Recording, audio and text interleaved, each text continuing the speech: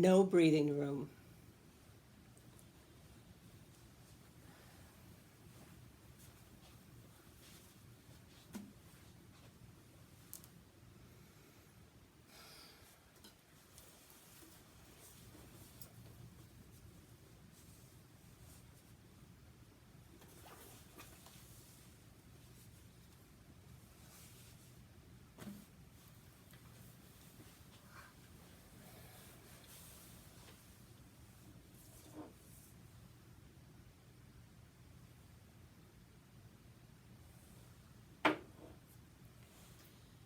I heard on the news that 600 people up in Chicago died last week from the heat.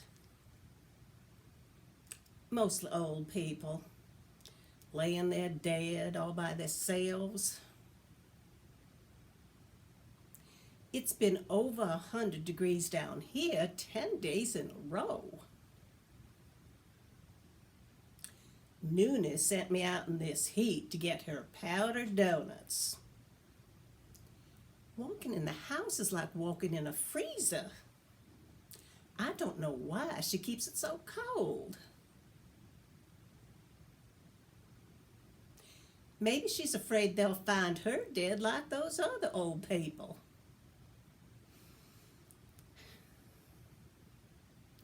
Noonie's my mother-in-law.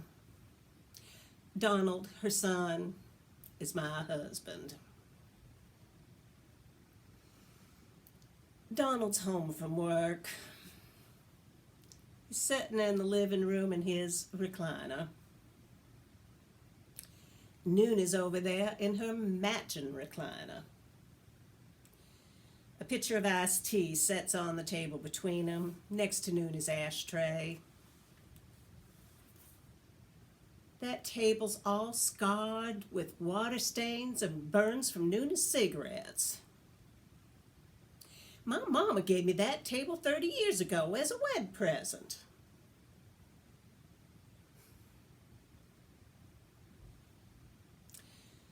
Donald and Noonie are watching Entertainment Tonight, so they don't bother speaking to me. The gray lights flickering on their faces, making them look kind of slack-jawed.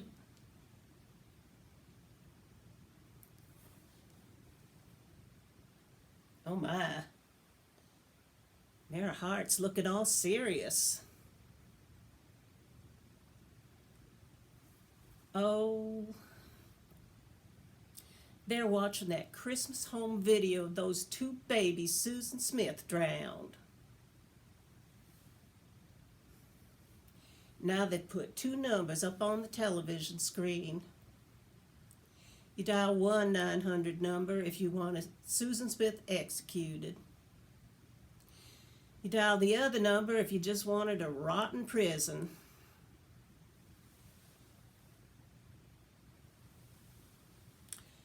Noonie grabs a pencil and turns on the lamp beside her.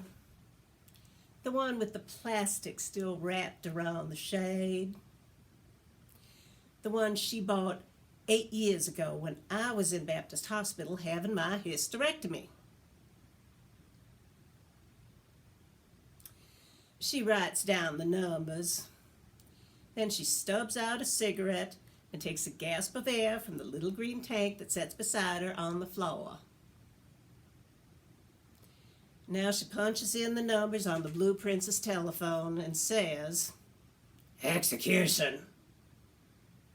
Then she shoves the phone over to Donald and he punches in the same numbers. "Call," Noonie says to me. "In the kitchen, Noonie. Dinner's almost done." And I walk that narrow vinyl runner that cuts through the middle of the living room. The one she had put down to protect the shag carpeting she had installed 4 years ago when I was at Baptist Hospital having my hysterectomy.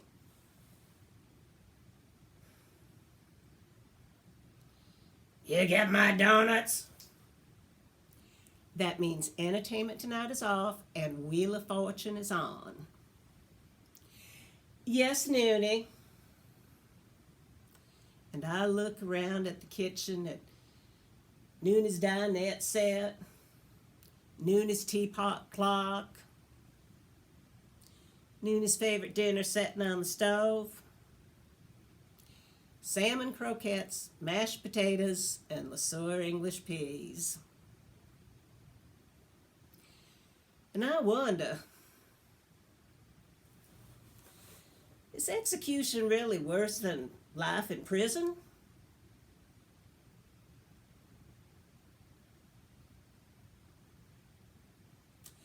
Then I put a little extra salt in the LeSueurs, even though I know it will make Nooney's breathing harder tonight.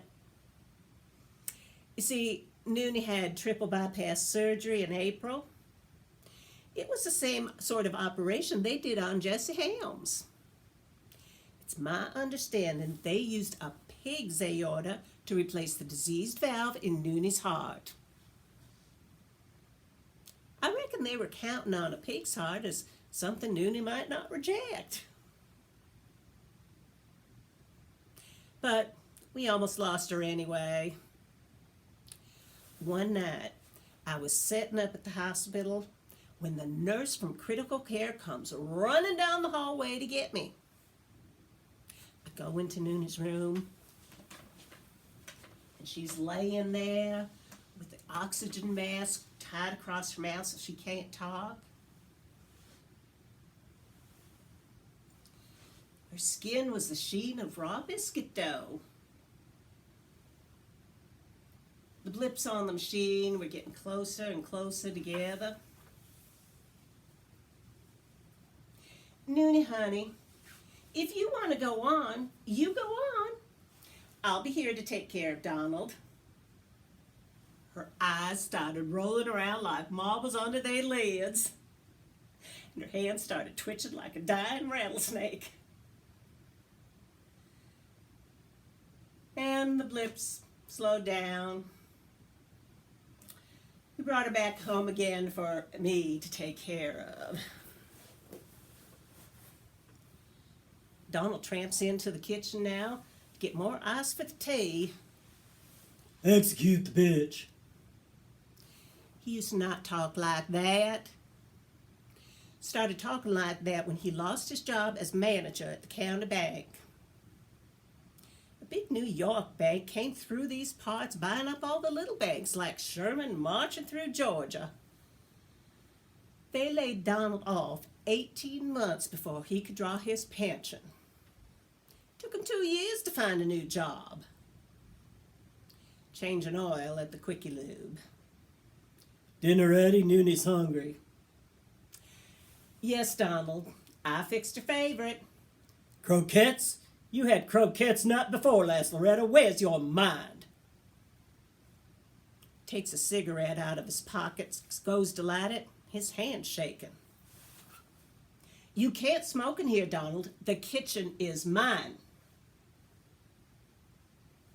Puts the cigarette over his right ear like all the other mechanics do.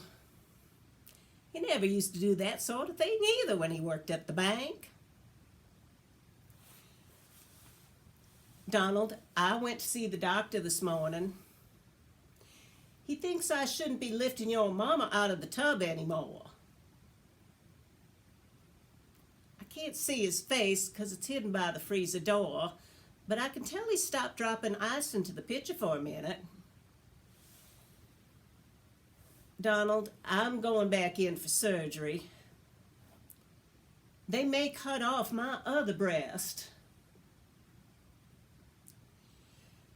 At this point, I think your mama would be better off in a convalescent home. He slams the freezer door shut and just stands there looking at all the magnets on the refrigerator door. Loretta, she'd rather die than go to a convalescent home. Well, Donald, she had that opportunity and she passed it up. She buys all the groceries and pays the utilities. I'll get a job. Doing what? You ain't got no skills, Loretta.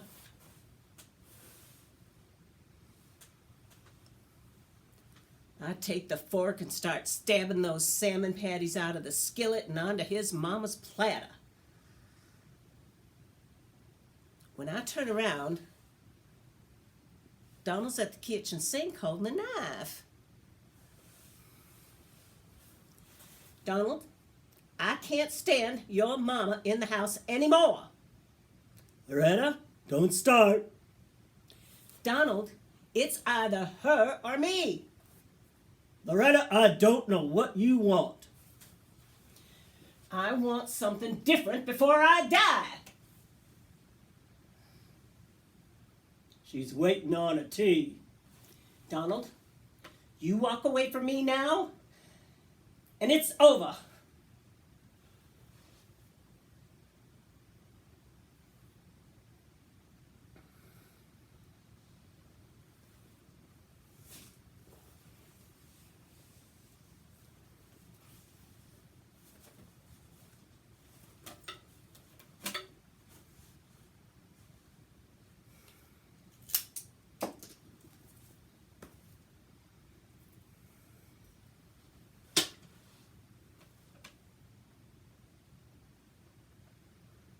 I guess I never noticed how much his pants bag in the butt.